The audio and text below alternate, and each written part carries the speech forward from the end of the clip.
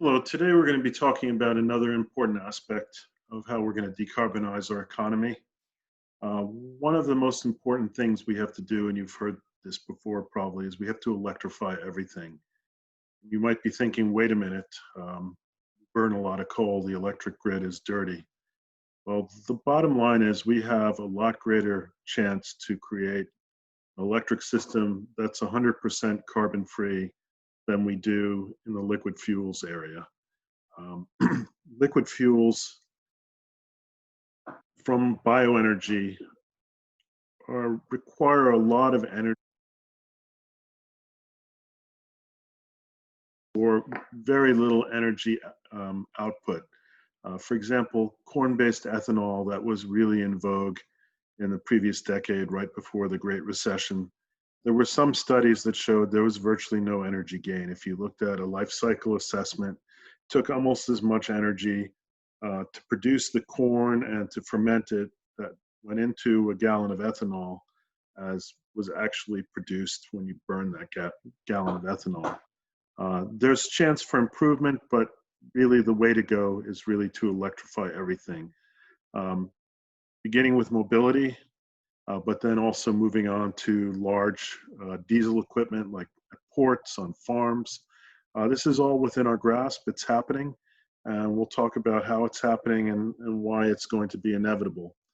We'll talk, I call this part one. We'll also be talking a little bit about what we have to do in terms of transportation infrastructure, how we need to move away from planning for cars, and how the future is really in transit-oriented development.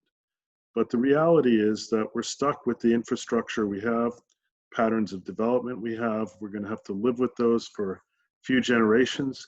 So it's, at least in the United States, we're going to have to do that. So it's important to see how we can reduce the climate impact of mobility. So you might be wondering, are electric vehicles really our future? And I would answer that without a doubt. This is where the world is going. It may not look like that in the United States. You might be thinking about the hostility of our present government towards electric vehicles. But if you look around the rest of the world, all countries, all major car markets outside the US are pointing towards electric vehicles. So whether we like it or not, in the future, that's increasingly what the market is going to deliver. Technology is going to be forced by policy changes outside the US, which means that eventually drivers will discover that it's cheaper, better to own an electric car. Cheaper upfront in terms of the sticker price, the life cycle cost of operating that vehicle, but that electric vehicles also perform better on average than combustion vehicles. There's a lot of advantages to driving an electric vehicle. Not to mention that you can be free of gas stations. Here's the idea of having a carport where you live. You can have charge at home, whether that electricity is coming from solar panels on your roof or whether you're just plugging into the grid in your garage. The idea of being independent of gasoline stations is something that I, as an electric vehicle owner, quite enjoy. I almost never have to charge my car outside of my garage. So these are just a few of the factors that are in favor of electric vehicles. We'll go through these. First of all, they're more efficient. In North Carolina, at least those of us who get our energy from Duke Energy, pay an average of about 11 cents a kilowatt hour. And in terms of performance, this translates into a car that gets about 120 miles per gallon. Uh, Part of the reason too for this is efficiency. Um, Electric engines are much more efficient, the drivetrains, than combustion engines, 75% versus 25% efficient. Electric vehicles can also be powered with electricity produced by a variety of sources, so they have the potential to support the US economy and reduce our dependence on imported oil. If you look at our weird reliance on places like Saudi Arabia, our involvement in conflicts between countries like Iran and Saudi Arabia, or where Russia gets most of its economic power from. It comes from oil. Ending our dependency on this oil will be a huge plus. I also want to say that there is a lot of propaganda against electric vehicles. Some of it might have been initially valid. The idea was that since we get most of our energy from coal, and especially some states like West Virginia get almost all their energy from coal, it would not be cleaner to switch from gasoline to coal. But the reality is, in the country in the past decade, a little more than a decade, in 13 years, we've gone from a grid that was 50% coal to one today that is less than 25% electricity produced by burning coal. And that figure is falling fast. It's falling so fast that the Trump administration has tried many ways to subsidize coal plants to keep them from shutting. The bottom line is they're not economical anymore. So the US grid is becoming greener by the day. This argues again in favor of electric vehicles. So some of the factors in favor of electric vehicles, necessary evolution. It's going to be a whole lot easier to develop the electric charging infrastructure than some of the alternatives like natural gas or hydrogen. As I mentioned, anybody who owns an electric vehicle can charge in their garage. There's low voltage, 120 watt, takes a while, but I got a 240 watt plug installed in my garage for the grand total of $98. So that gives you a pretty decent charge time. Your car can charge then usually in about 6 hours from almost empty to full. Part of the other problem with alternative vehicles is range. Shouldn't be a big issue since most Americans currently drive about 40 miles or less a day. 200-mile ranges are now common and standard, and we're looking at a day not too far off where 400, 500, 600-mile ranges will be standard. Then these vehicles really become long-distance vehicles. So many electric car owners now, because of range anxiety, if they're two-car families, will have an electric car for local and rely on a combustion car for long-distance travel. But again, the day is coming fast. We're already seeing vehicles that are getting 300 to 400 miles, and we will, especially when technology changes, we will see cars in the 500 to 600 mile range. So some other people think fuel cells are the answer. So let's say one day we are driving cars powered by fuel cells. We will have not wasted our time going down the electric vehicle pathways. It's not what we're going to call a path dependency, because even if we do use fuel cells one day, these vehicles will still use the electric drivetrain. So all the technological innovation that's happening now will be used and improved in the future. Furthermore, lithium-ion batteries are also just a transitional technology. Many people think that the next technology, solid-state lithium, will be hitting the market in about 5 years. This will have huge advantages over lithium-ion. Supposedly, when it scales up, it will be a lot cheaper, and it will also have a much longer range. It has greater energy density. So this is what will push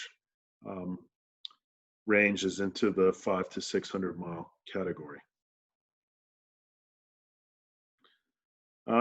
So overview, electric cars are actually probably surprising, but they're not new. The first one was produced in 1832. They were actually quite common around the turn of the century, between the 19th and the 20th century. Back then, people had a choice between an electric vehicle with a lead-acid battery or a combustion engine with a crankshaft. The reason many people chose the electric car, especially women, was the crankshaft had a nasty tendency to flip back really hard, and if your arm was in the way, it would break it. Um, so initially, as cars started to take off in the US and other places, the end of the 19th, beginning of the 20th century, in spite of its limited range, back then there weren't a lot of roads. You couldn't go very far anyway. Electric cars were popular. But when people figured out how to tackle the crankshaft issue, how to be able to turn the car on with the flip of a key, um, that was pretty much the end of electric vehicles back in the early 20th century. So some of the important timelines here. In the 1970s, we had the Arab oil embargo in 1973, then the creation of OPEC later that decade, which caused huge increases in the price of gas. We were importing more and more of our oil, so this um, spurred the Hybrid Vehicle Research, Development, and Demonstration Act of 1976 to get research going into vehicles that could help liberate us from our dependence on oil. Um, However, these early vehicles had a number of issues besides just range. One was their top speed was about 45 miles an hour, and they could only go about 45 miles an hour. This caused kind of a public perception to develop that electric cars would never amount to much more than glorified golf carts. And this is where Tesla comes in. Tesla Motors in 2006 announced the production of a line of luxury cars with ranges over 200 miles. And the importance of Elon Musk and Tesla was he blew up the image of electric cars as these low performance kind of glorified golf carts. People who drove Teslas, who were car aficionados, actually preferred them to the high performance vehicles they had owned before, like Porsches and Maseratis. They became devotees instead of these new, really top of the line electric cars. So it was clever to begin to try to conquer the market at the top of the line. This helped blow away a lot of the negative myths and images around electric cars and begun to open up um, the market to new innovation, to scaling of the production of batteries, bringing the price down, making it possible then to produce mid-range cars with mid-range prices, and still not, at least in the United States, in places like India, there are low-price models that are available, but the hope is that someday we will have lower price models that can compete with combustion engines. And the data on falling prices of batteries suggests that we'll be there in just a few years. So we'll read that. You can see that we're developing every year more and more charging stations, and varies from state to state, and often policies within particular states make a huge difference. Electric buses are something that really the future of buses belongs, that even before you see electric combustion cars go away, you'll see diesel buses go away. Things are moving fast. In China, as of beginning of 2019, there were 420,000 electric buses. In the US, there were only 300 electric buses. They're more expensive up front, but they're a lot cheaper to operate. And price is coming down on these buses very fast, and as we'll see at the end of this lecture, we're also seeing some really interesting innovation around electric buses. One shouldn't sneeze at electric buses. Already, just with the amount of electric buses in China has cut global oil demand by 3%. So electric buses represent an important part of our future. Some other factors in favor of electric vehicles is that they will play a huge role in reducing carbon emissions. In the US, We use 28% of our energy to move people and goods. Personal vehicles consume more than 60% of the energy used for transportation. So if we want to get serious about tackling climate change, we've got to do something about mobility. So CO2 emissions occur from combustion engines, and it produces also small amounts of methane and nitrous oxide. So again, from a greenhouse perspective, driving cars, especially big cars, is not a good idea. So I mentioned that there's been some pushback on whether these are actually better for the environment than combustion vehicles. But as I mentioned, as the grid is getting greener and greener, it's really harder for combustion engines to compare. It's true in some parts of the country, like West Virginia, where most of the energy is coming from coal still. It's a little bit harder to argue that your car is much friendlier for the environment than a combustion car. But someday even West Virginia's grid will get cleaner. But most states have been moving towards a cleaner grid as they've been replacing coal with renewables and natural gas. And even though natural gas is a fossil fuel, it does burn a lot cleaner than coal. So it's not great, but it is, at least one could argue, a transitional step. You can see the carbon impact by region. The light blue areas, such as where North and South Carolina are the ones where driving an electric vehicle have the best impact on the environment. The darker blue areas are ones that are still more dependent on coal. But again, the scenario is changing very fast. This data is more than 5 years old now. And since then, a lot of these coal plants operating in these regions, and even in the light blue regions, have disappeared. So this is just, you can see in the US why electric cars will only become cleaner. You can see coal has gone from 50%, this is 2018. Last year, the last quarter of 2019, coal actually went below 25% of its share on the grid. Natural gas has been rising along with non-hydro renewables. You can see transportation emissions in the US has kind of been steady. It hasn't risen that much, mostly because of greater efficiencies. It dipped for a while around the time of the Great Recession, and while this doesn't go beyond 2012, it's risen a bit again lately. So some of the government incentives and policies in the US, there's a federal income tax credit for numerous electric vehicles. Those are beginning to phase out, like for Teslas, because they've reached their production quota. Some states have incentives, and they vary. Georgia once had very generous incentives. Those have gone away. Other states still maintain some incentives, like California. Those can be tax incentives, but they could even be access to SOV lanes on highways, prize parking spots, so incentives can vary.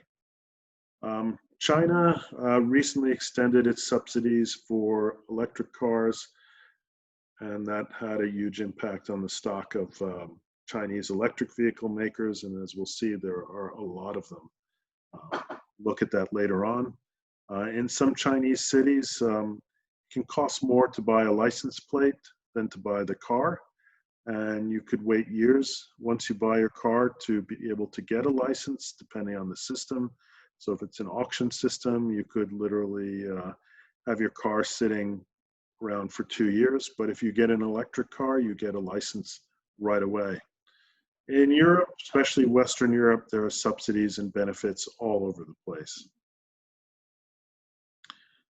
In the US, the main forces pushing electric cars are national CAFE standards, and these have been severely weakened by the Trump administration. So by 2025, the average fuel efficiency was supposed to be 54 miles. Trump weakened that to 40 miles by 2026. Having it at 54 miles by 2025 puts pressure on car companies. So that means if you're going to continue to sell large SUVs and gas guzzlers, uh, pickup trucks, you're going to have to sell also a lot of electric cars. Weakening the standards is going to weaken the uptake rate at which electric vehicles are bought in the US. California has its own mileage requirements, which the Trump administration has been trying to eliminate. They have made the decision to eliminate that.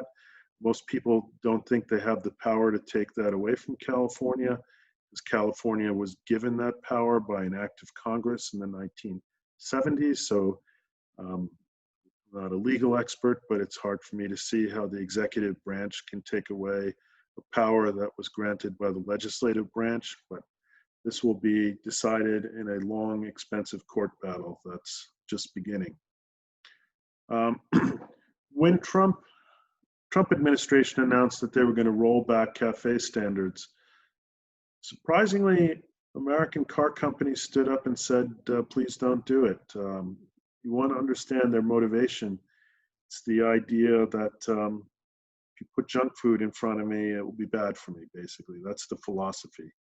I'll eat it and then I'll pay for it in the long run. And in this case, what they're saying is that it's better if the US builds a market here for cars that looks more like the rest of the world, because our car companies have to compete in a global environment, and it's better if the conditions here mimic more of what the rest of the world looks like.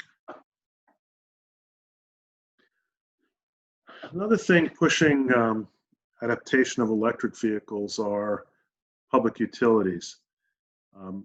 Duke Energy and Dominion are entering the scene, for example. One of the reasons why they're doing this is they're facing a dual threat of stagnant demand because of energy efficient technologies and also independent power producers cutting into their profits. So companies like Strata that develop solar power plants. So their bottom line is threatened. So they're looking for new places to make money. And electric cars are one of the most promising areas in which utilities can preserve their revenues into the future and preserve their stock values. I will highlight that Duke has been investing a lot in the charging infrastructure in the state lately, and Dominion has a really remarkable program where they're working with the state to replace all these yellow school buses in the state that run on diesel with electricity. And not only will Dominion get to provide the power for those buses, but also those buses which are operating 3 or 4 hours a day, Dominion is exploring how they can become storage vehicles for the grid, that if a school bus is parked at the summer, actually not doing very much at all, and there's a huge spike in demand at the end of the day as people go home and turn on their air conditioners, Dominion could actually suck that from these parked buses. So Dominion's doing a really interesting program right now to show how electric vehicles can not only increase their revenue, but can become part of a grid management strategy. Okay, the main reason why you can bank on electric cars being the future is the policies of other countries. So while we're reversing CAFE standards, other countries are moving to do away with the combustion engine. So Norway and the Netherlands will ban the sale of combustion cars in 5 years. You will only be able to buy an electric vehicle. Some large countries like Germany, India, 2030, France, the UK, 2040. Spain is 2040, and Spain has also set a date by which combustion cars will have to get off the street, which is 2050. I mentioned Sweden. I forgot to mention Sweden. That's 2030. Everyone's watching China, wondering why it does not have a date yet, but since China wants to dominate the electric car vehicle market of the future, one can expect that China is working towards some kind of date in the near future. So we've already talked about some of the history of it. You can read this if you're interested in more about the technology. I will say that some of the important technology was developed by these hybrids like Prius. So um, regenerative braking was a technology that was perfected, was improved a lot due to many years of demand producing cars like Priuses and Honda Civics that were both gas and electric. So we won't. I'll also mention that another key component of the development of electric vehicles was the production of ultralight materials. BMW has been using advanced composites. Tesla has been using ultralight aluminum. Not only are these materials light, but they're incredibly strong. So they don't weigh a lot, but they're also relatively pretty resistant to damage. I mentioned that solid state lithium is getting close to hitting the market.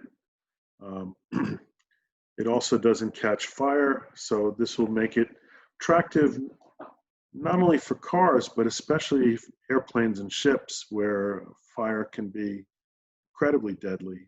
It's one of the rise of solid state lithium will probably begin the evolution of hybrid airplanes that are kind of like the Priuses that are part electric, part combustion. Same thing with ships. So pictures of some students who were with me on a trip to the BMW factory in Munich, Germany. The body of a i3 car is behind. You can see an i3 car. The body is one single cast of composite material. Electrified powertrain. This was something that we've seen enormous technological leaps take place in the last 20 years. About better battery technology, but really the big thing is that battery factories, at least prior to COVID-19, were being built everywhere. New factories were coming up like every month, these huge gigafactories. Many of you have heard of the Tesla gigafactory, but there are huge factories all over Asia and Japan, South Korea, China. There are also now large factories in Europe.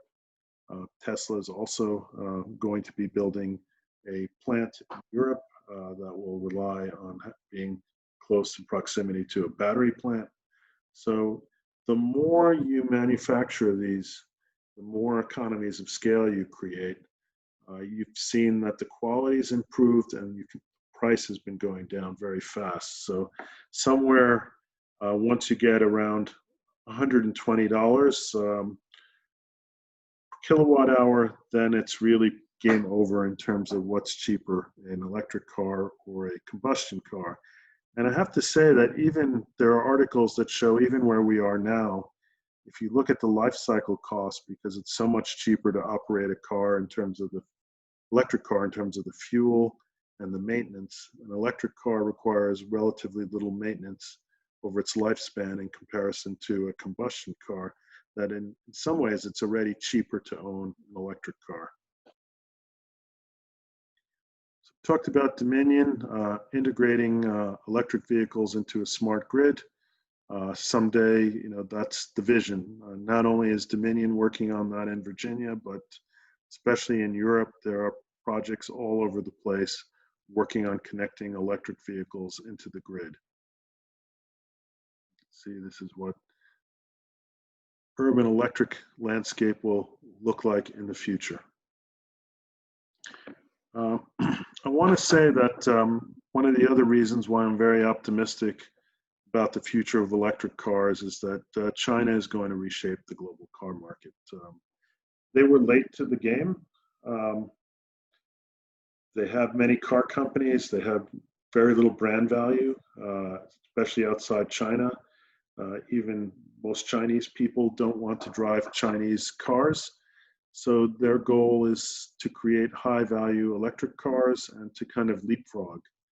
Um, China has invested a lot of money in developing electric um, car companies, and their hope is that in the future they will dominate a large share of the global car market.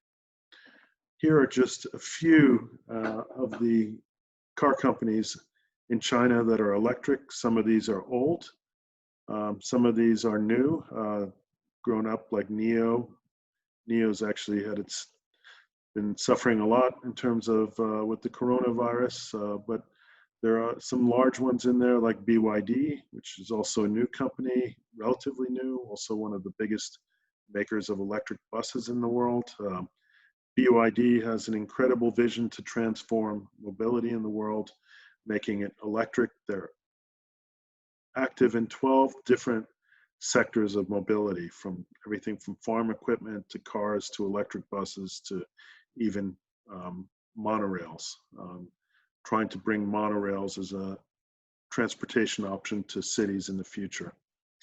Geely, I'll point out, has had a different strategy. It's been trying to buy brands as a way to make its way into the global market. So Volvo, the London electric vehicle company, this has been Geely's way to cut into the global car market, is by buying well-established, respected brand names. So there's still some obstacles that remain, psychological, range concerns, high costs, charging infrastructure, big oil companies and lobbying. Down here are Charles and David Koch. One of the two brothers now is deceased, but they have poured huge amounts of money to stopping electric vehicles and electric vehicle policies, and also stopping public transportation projects around the country, convincing people that it's a terrible waste of money and state wants to invest money in technology that will soon be obsolete. All of this isn't true, but they've been very successful in stopping public transit projects in places from like Memphis, Tennessee, and some would even argue that they had their hand in the demise of the Durham Chapel Hill light rail. Current question is, will low oil prices undermine EVs? It certainly will slow their adoption. Fortunately, national policies will make this a moot point, at least outside the US. In the US, it could prolong the life of combustion vehicles. We've talked about range anxiety.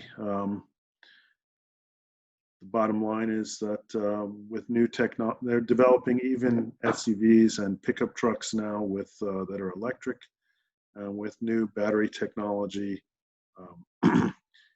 be able to drive these heavier vehicles for decent ranges.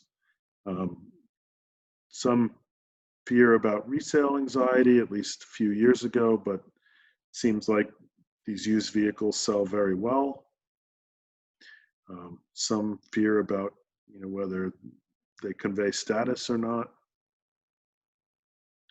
We've talked about range concerns and how we're overcoming those. We'll overcome those with new technology like solid state lithium, but also more charging stations so that it doesn't seem daunting to go long range. I forgot to mention one of the other benefits of solid state lithium is that supposedly the technology at some point will allow people to charge about 80% at about the same time it would take to fill your car with gas. So a lot of potential with solid state lithium. One important barrier in the US too is car dealers don't want to sell them. Dealerships make most of their money on maintaining cars, so why would you want to sell something that requires very little maintenance? Customers often require too much time because it's a new technology. Somebody has to invest a lot of time in explaining how it works, what pros and cons are, even how to drive it. And then, a lot of people will come in, try it, and not buy. And so that has a huge opportunity cost for dealers. Um, so one exception is Michael Jordan, Nissan in Durham, where they have put several people in their sales force onto selling the Nissan Leaf, and they do actually an excellent job there promoting the Leaf. Of course, companies like Tesla, that's not an issue because that's all they carry. But with legacy brand car companies, the fact that dealers are very cold on electric cars is a barrier to introduction.